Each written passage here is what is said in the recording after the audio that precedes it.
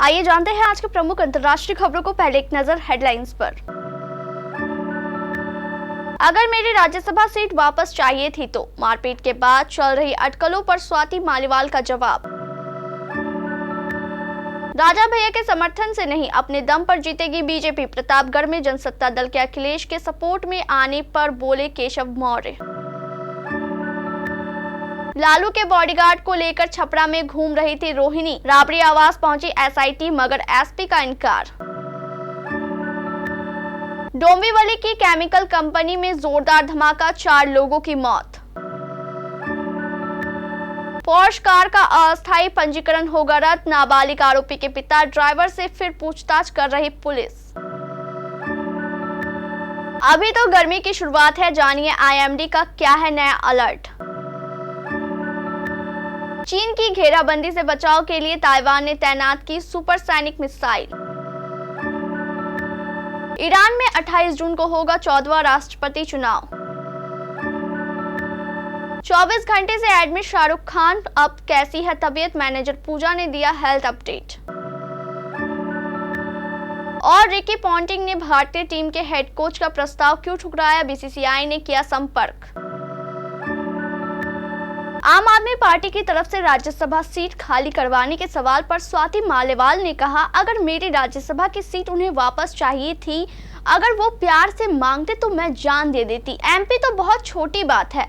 मैंने अपने पूरे करियर में कभी किसी पद की लालसा नहीं दिखाई। मैं बिना पद के भी काम कर सकती हूँ, लेकिन जिस तरह से इन्होंने मुझे मारा और पीटा है, अब चाहे दुनिया की कोई भी शक्ति लग जाए, मैं किसी भी हाल में इस्तीफा नहीं दूंगी। न्यूज एजेंसी से बातचीत में स्वाति से पूछा गया, आम आदमी पार्टी के कुछ सूत्रों का कहना है कि शायद हो सकता है कि आपको कहा गया हो कि राज्यसभा की सीट आपकी छोड़नी होगी। यूपी के प्रतापगढ़ में आज सपा सुप्रीमो अखिलेश यादव ने एक बड़ी रैली को संबोधित किया। इस रैली को सफल बनाने के लिए कुंडा से विधायक राजा भैया की पार्टी जनसत्ता दल लोकतांत्रिक के कार्यकर्ता भी जुटे थे। अखिलेश की रैली में हजारों की संख्या में जनसत्ता दल के कार्यकर्ता झंडा बैनर लेकर पहुंचे थे। इसको लेकर अखिलेश यादव ने मंच से राजा भैया का नाम लिए बिना कहा कि जो नाराज थे अब तो उनका भी समर्थन मिल रहा है। इस बीच अब राजा भैया को लेकर सूबे के डिप्टी सीएम केशव प्रसाद मौर्य का बयान सामने आया है।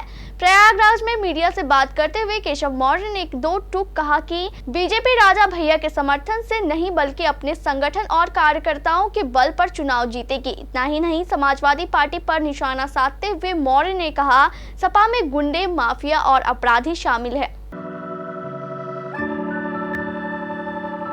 छपरा में रोहिणी आचार्य की मौजूदगी के दौरान झड़प और अगले दिन हुई हिंसा की जांच शुरू हो गई है। इसी चरण में आज सीआईटी की टीम ने पटना के 10 सर्कुलर रोड यानी राबड़ी आवास के घर पर धावा बोला। ये टीम लालू प्रसाद यादव के अंगरक्षकों के दुरुपयोग की जांच कर रही है। बिहार के डिप्टी सीएम सम्राट चौधरी ने रोहिणी आचार्य पर लालू प्रसाद यादव के अंगरक्षकों के दुरुपयोग का आरोप लगाया था। ये टीम इन्हीं आरोपों की जांच करने पहुंची थी। 20 मई को 5वें चरण के मतदान के दौरान राजद की लोकसभा प्रत्याशी और लालू प्रसाद यादव की बेटी रोहिणी आचार्य छपरा के भिखारी ठाकुर चौक स्थित बूथ नंबर 318 पर पहुंची थी, जहां मतदान के दिन राजद और बीजेपी के कार्यकर्ताओं के बीच हल्का टकराव हुआ था। इस दौरान रोहिणी आचार्य के साथ यहां लालू प्रसाद यादव के अंगरक्षक और कभी निजी सहायक रहे भोला यादव मौजूद थे। एसआईटी की टीम लालू प्रसाद यादव के निजी अंगरक्षकों के दुरुपयोग की जांच करने 10 सर्कुलर रोड राबड़ी आवास पहुंची थी। महाराष्ट्र के ठाणे जिले में डोंबिवली की एक केमिकल कंपनी में जोरदार धमाके की खबर है।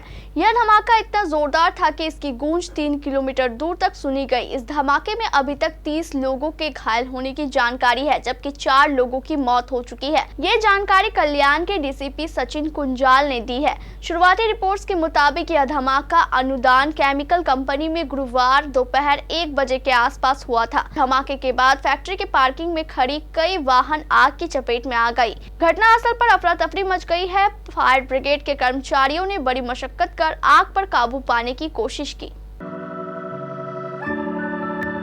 पुणे का पोर्श कार हादसा इन दिनों चर्चा में है। पुलिस ने इस केस में अब तक 5 लोगों को अरेस्ट किया है।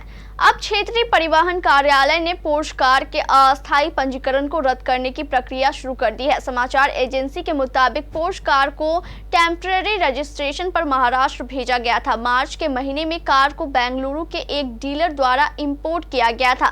जानकारी के मुताबिक जब लग्जरी कार को पुणे आरटीओ ले जाया गया तो पता चला कि रजिस्ट्रेशन से संबंधित एक शुल्क का भुगतान नहीं किया गया था।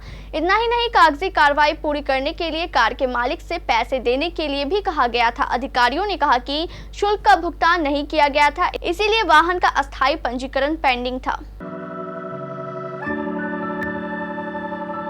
उत्तर भारत में आखिर गर्मी का प्रकोप कब थमेगा? इन दिनों सभी के दिमाग में बस यही सवाल चल रहा है। हाल ये है कि उत्तर भारत के 8 राज्यों में पारा 43 डिग्री सेल्सियस से ऊपर बना हुआ है। राजस्थान के कई इलाकों में तापमान 48 डिग्री सेल्सियस के पार जा चुका है। गुजरात में भी पारा 45 के पार जा चुका है। ऐसे में अब सभी को राहत का इंतजार है, लेकिन उत्तर भारत से बादल अभी दूर है। हालांकि दिल्ली में सुबह शाम हवाओं ने चढ़ते पारे को जरा थाम रखा है, लेकिन अगले कुछ दिनों में प्रचंड गर्मी की संभावना जताई गई है। चीन ने ताइवान के चारों तरफ घेराबंदी कर दी है। उसके इस मिलिट्री ड्रिल के चलते ताइवान में मौजूद अमेरिकी स्पेशल फोर्सेज हाई अलर्ट पर है। इतना ही नहीं, ताइवान ने भी बचाव के लिए तटों के पास अपनी supersonic anti ship missile HF-3 तैनात कर दी है। आशंका ये जताई जा रही है कि जून की शुरुआत में चीन ताइवान में घुसपैठ कर सकता है। इस समय चीन के 42 से ज्यादा मिलिट्री एयरक्राफ्ट ताइवान के आसपास उड़ान भर रहे हैं। इसमें से करीब 28 ने मिलियन लाइन को पार भी किया। चीन ने ताइवान के चारों तरफ 15 युद्धपोत 16 कोस्ट गार्ड शिप तैनात किए हैं। इधर ताइवान ने भी अपने कोस्ट गार्ड को समंदर में चीन को करारा जवाब देने के लिए तैयार कर दिया है।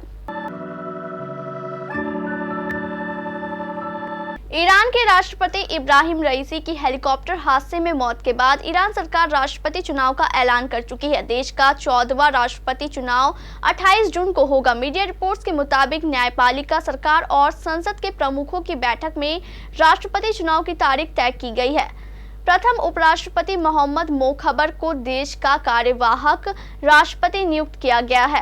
ईरान के संविधान का अनुच्छेद 131 कहता है कि अगर पद पर रहते हुए किसी ईरानी राष्ट्रपति की मौत होती है तो सबसे पहले शासन चलाने के लिए उपराष्ट्रपति को कार्यवाहक राष्ट्रपति के रूप में पद संभालना पड़ता है। उपराष्ट्रपति के पास मात्र 50 दिन तक ही सत्ता संभालने का अधिकार रहता है।